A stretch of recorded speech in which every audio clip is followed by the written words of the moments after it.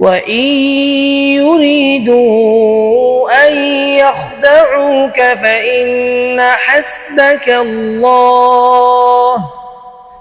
هو الذي أيدك بنصره وبالمؤمنين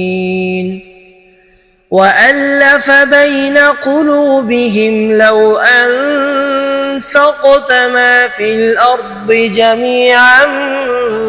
ما ألفت بين قلوبهم ولكن الله ألف بينهم إنه عزيز حكيم. يا أيها النبي حسبك الله ومن اتبعك من المؤمنين